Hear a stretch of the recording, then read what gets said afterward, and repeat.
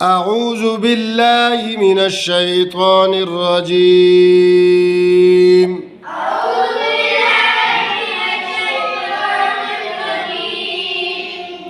بسم اللہ الرحمن الرحیم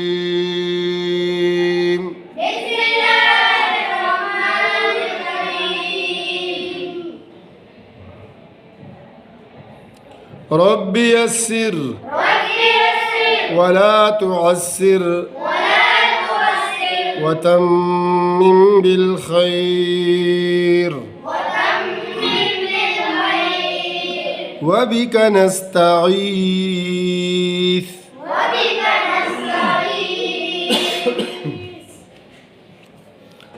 آج انشاءاللہ سورہ مریم کی 17ویں آیت پڑھیں گے، آیت نمبر 17. ٹھیک ہے بیٹا؟ فاتخذت، فا کے ساتھ جو الف ہے اس کو نہیں پڑھیں گے تو فا کو شد والے حرف تا سے ملائیں گے.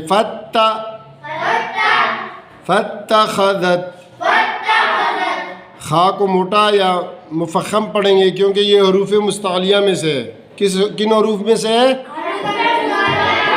یہ پک کے ساتھ جو حروف موٹے پڑھے جاتے ہیں ان میں سے ہے. ٹھیک ہے؟ من دونہم،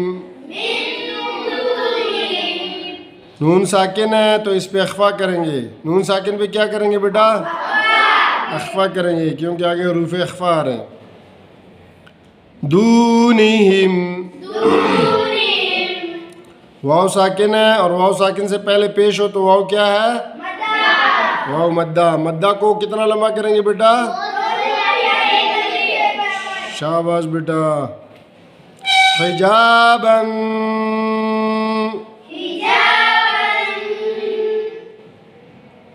اچھا حجاباً سے پہلے جو دونہم کا میم ساکن ہے اس پہ اظہار شفوی کریں گے. اظہار کیونکہ میم ہونٹوں سے ادا ہوتا ہے اور ساکن ہے تو اظہار شفوی کریں گے. ٹھیک ہے بیٹا؟ میم ساکن کے بعد با اور میم آ جائے تو پھر اظہار شفوی نہیں ہوتا، پھر اخفا ہوتا ہے اس پہ. پھر کیا ہوتا ہے؟ لیکن ابھی یہاں پہ اظہار شفوی ہوگا. اچھا دونہم، ہم نہیں کریں گے، ہم من دونہم حجاباً.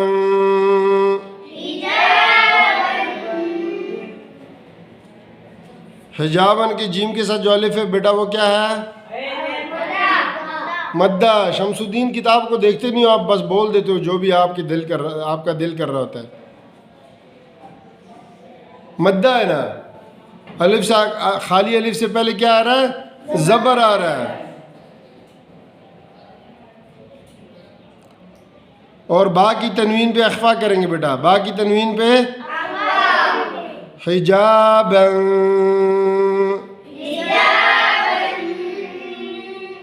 فَأَرْسَلْنَا،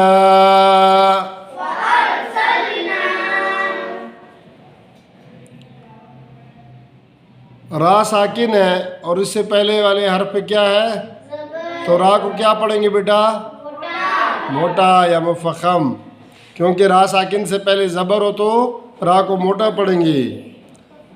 نون کے ساتھ جو ارسلنا کے نون کے ساتھ جو الف ہے بیٹا وہ کیا ہے؟ مدہ. کیسے پہچانا آپ نے؟ کیونکہ الف سے پہلے زبر آ رہا ہے. اس کے اوپر ایک چھوٹی مد ڈلی ہوئی ہے. اس مد کو کیا کہتے ہیں؟ مد منفصل. دوسرا نام کیا ہے اس کا؟ مد جائز. اس کی لمبائی کی مقدار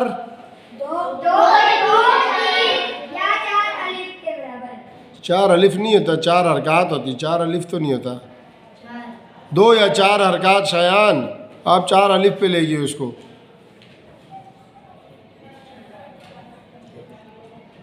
دو حرکات یا زیادہ سے زیادہ 4 حرکات.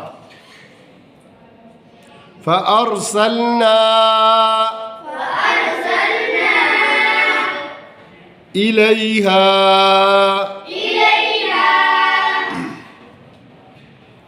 یا ساکن سے پہلے زبر ہے، یا ساکن سے پہلے زبر ہے، تو یا جب ساکن ہوتا ہے تو اس کی وہ دو میں سے ایک ہو سکتا ہے، یا لین ہو سکتا ہے یا مدہ ہو سکتا ہے۔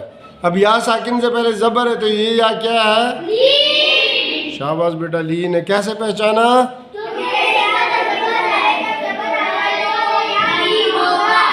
شاباش۔ الیہا، ہا کا جو الف ہے یہ بھی مدہ ہے بیٹا، خالی الف سے پہلے زبر ہے۔ روحنا، روحنا، واو ساکن سے پہلے کیا آ رہا ہے؟ تو یہ واو کیا ہوا؟ واو مدہ ہوا۔ مدہ کو تھوڑا لمبا کرتے ہیں، کتنا لمبا؟ ٹھیک ہو گیا، 2 زبر یا 1 الف کے برابر لمبا پڑھیں گے یا کھینچ کے پڑھیں گے۔ اور روحنا کے نون کے ساتھ جو الف ہے وہ بھی مدہ ہے، وہ بھی ہاں جی۔ روحنا فتمثل، سا کی آواز سین سے نہیں بدلیں گے بیٹا، سالا نہیں پڑھیں گے، فتمثل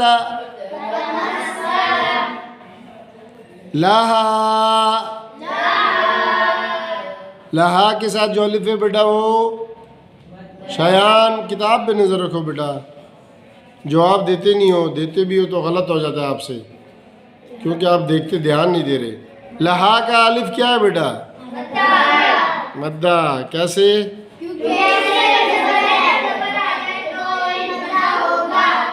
بشرا،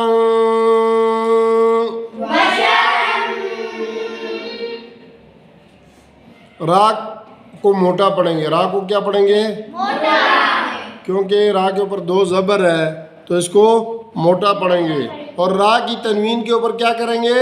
اخفا کریں گے۔ را کی تنوین پہ کیا کریں گے؟ کیسے پڑھیں گے اس کو؟ شاباش بیٹا۔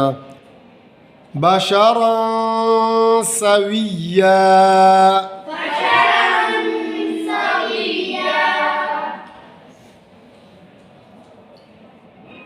سویہ کے واو جو ہے اس کو یا شد سے ملائیں گے، کس سے ملائیں گے؟ ویا، سویا۔ یا کی تنوین وقف کے دوران الف میں بدل جاتی ہے، یا کی تنوین الف میں بدل جائے گی، سویا۔ اور اگر وقف نہیں کریں گے تو اخفا بنے گا، ٹھیک ہے، سویا بنے گا، لیکن اب فی الحال ہم کیا کر رہے ہیں؟ یہاں پہ وقف کر رہے ہیں۔ کیا کر رہے ہیں؟ سویا۔ یہ تھی 17ویں آیت سورہ مریم کی۔ ابھی میں آپ کے سامنے پڑھوں گا، آپ نے بیٹا دھیان سے سننا، ٹھیک ہو گیا؟ فَاتَّخَذَتْ مِن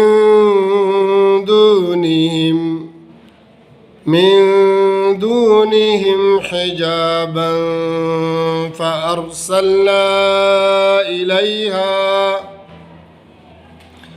فَأَرْسَلْنَا إِلَيْهَا رُوحَنَا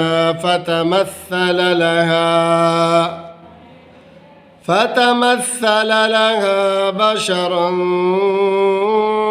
سویا۔ یہ بیٹا 17ویں آیت پوری ہوگی۔